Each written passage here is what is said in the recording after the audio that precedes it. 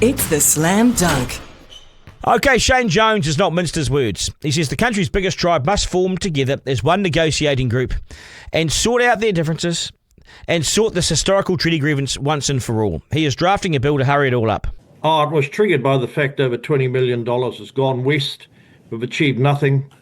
The bickering amongst the Ngāpuhi factions has gone on longer than the Afghan war, Brexit, the Iraq war. And I'm obviously from the north. I know a lot of these people. I know the history. The taxpayers can't afford to pay for this hamster wheel wastage of time, human capital and money.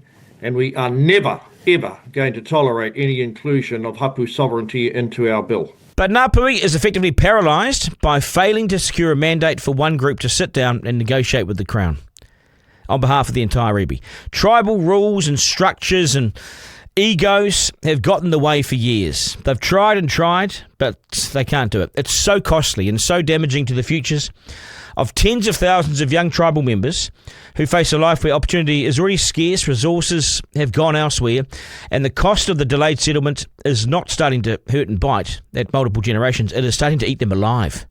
Intergenerational unemployment, intergenerational welfare dependency and crime have wreaked havoc in the north. And for each day they don't settle, they fall further behind the tribes who have. They really have. And they're further behind in terms of money, further behind in terms of social investment, further behind in terms of the social development of their people. And if you simply walk through a Ngāpuhi township, it shows how far these people have fallen behind, say a walk through a township of people from the South Island, Ngātahu. And it's not just that they've fallen behind. The stinging flick in the tail is, even if they settle today, how long it would take to catch up, to form businesses, train a workforce and a people and have investment success. Nothing happens overnight. Tainui had issues early on.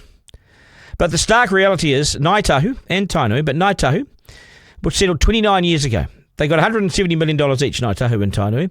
They have received hundreds of millions of dollars more in Crown top-ups. They call it from the relativity top-up or the relativity clause.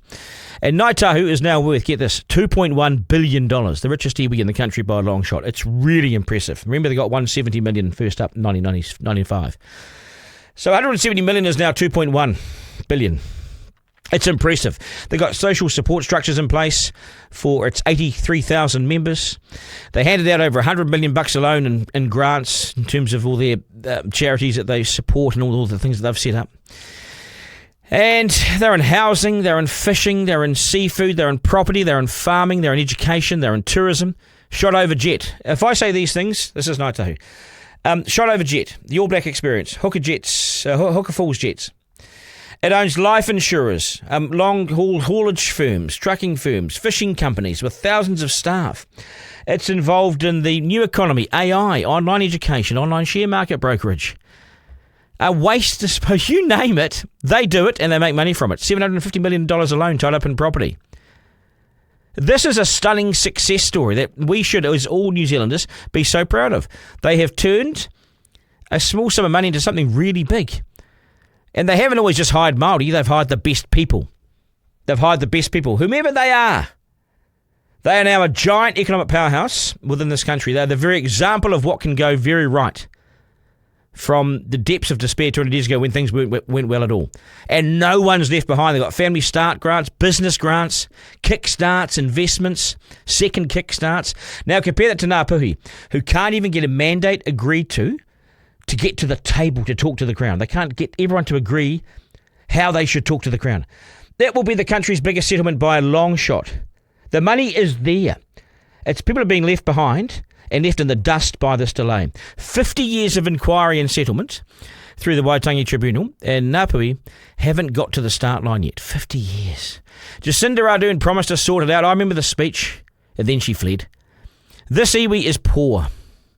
This iwi is marginalised, they're disorganised, they're alienated from each other by huge distances. Most of them are in Auckland, West Auckland, South Auckland. Average medium incomes for Ngāpuhi families as of last year were $24,000 per household. It's low. Housing is the worst in the country. I know this because I go there. I'm in that area. It is appalling. 55% of Ngāpuhi adults either don't work or they're unemployed. It's a horror story. It needs to be put right. There is a huge sum of money sitting there for them to pick up. And John Key, how's this? He even offered $250 million up front if it meant they would get to the table. That was 10 years ago. He offered $250 million to get them to the table. Nothing happened, and nothing has happened since. Someone, likely a group of people, has to step up and sort this. We need leadership. Otherwise, one more generation will bite the dust and join the other generations lying in poverty. And these families are now mounting. Surely decent human beings can put culture and archaic old rules and egos and processes and being staunch and being the man and being this to one side to do the right thing. It's got to happen. Doing nothing is simply just not the answer. Editor-in-Chief with Duncan Garner.